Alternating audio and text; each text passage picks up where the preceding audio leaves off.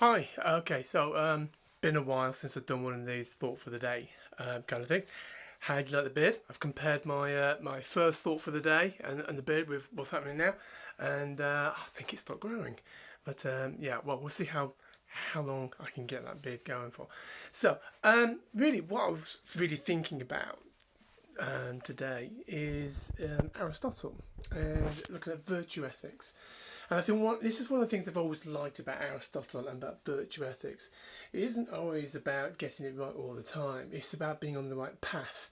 It's been on the virtuous path rather than the destination, and it's all about the journey, being on the right journey for you being a virtuous person. And it's about habits. It's about choosing the right habits, and obviously because they're habits, you continually act on these habits. So he said, you are what you repeatedly do. So if you repeatedly steal things, then you are a thief. If you repeatedly give money to charity, you help charities and help people through charities, then you are a charitable person. And it is that habit, it is that continual repetition of doing the same thing that is who we become. And very often we look at people maybe in the media, or we look at people who've done fantastic things, and we look at, well, almost like they've done superhuman things. Well, actually, they haven't. What they have done, they've done the normal things. They've done the things that we can all do. The difference is that they formed a habit where they've done it on a regular basis. So if you take a sports person, they have got to the top, not because they've got the greatest talent, not because they are the greatest at their sport for some innate reason, but simply, I say simply, because they put the hard work in forming good habits on a daily basis. And for them, for a sports person, it'd be eating healthily.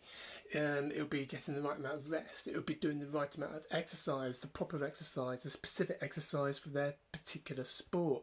And it's about repetition. It's doing it again and the habit. It's the normal stuff. It's the stuff that everybody can do. But what separates them from maybe the rest of us is that they have formed a habit of doing it, and so they excel, and we say, wow, that is absolutely phenomenal. Maybe what Mo Farah's done in the 5 or 10k, or Kipchoge, we're getting in 2 hours for the marathon. It's phenomenal what they have done, but it's on the back of forming good habits of things that I've done for day by day. And it's the same for musicians.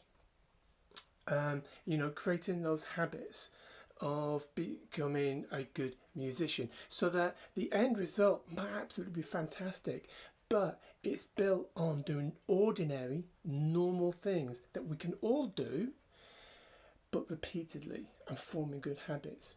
And I think that's one of the things to say, like about Aristotle. Anybody can do it. It's not about being the most talented person in the world.